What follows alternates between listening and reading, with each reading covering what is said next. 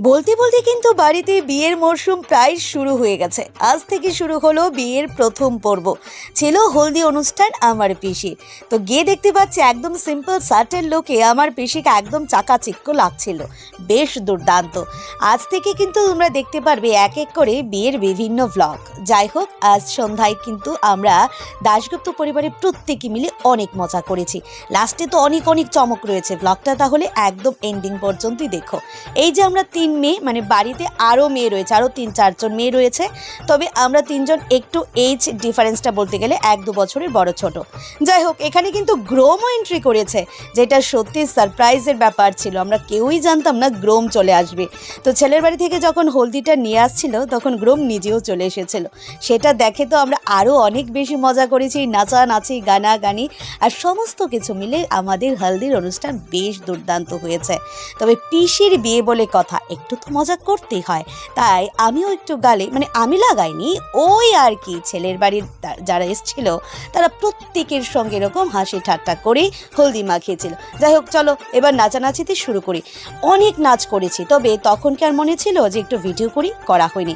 এবার সব শেষে, খাওয়া দাওয়া শেষে বাড়ি যাওয়ার আগে মনে হলো একটু নাচ করিনি।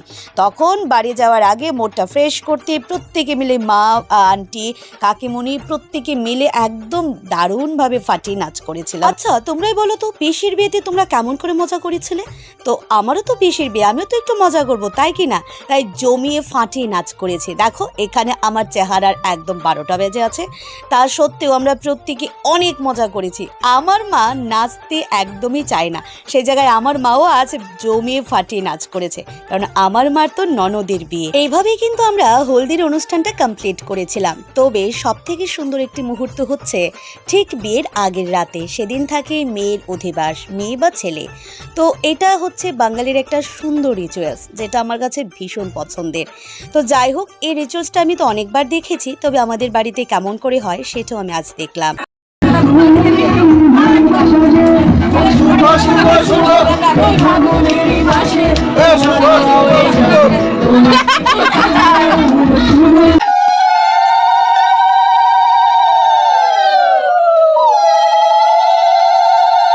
তারপর আর কি, মেয়েরা এইভাবে একটি রাতের মধ্যে তাদের রূপটা পরিবর্তন করে ফেলে, আর তার সাথে সাথে মাথার উপর নিয়ে নেয় অনেক অনেক দায়িত্ব।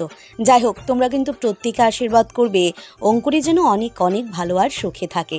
এইবার অঙ্কুরি নিজেকে দেখে ও তো চমকে গিয়েছিল যে একটু সময়ের মধ্যে এভাবে পরিবর্তন দেখা যাচ্ছে।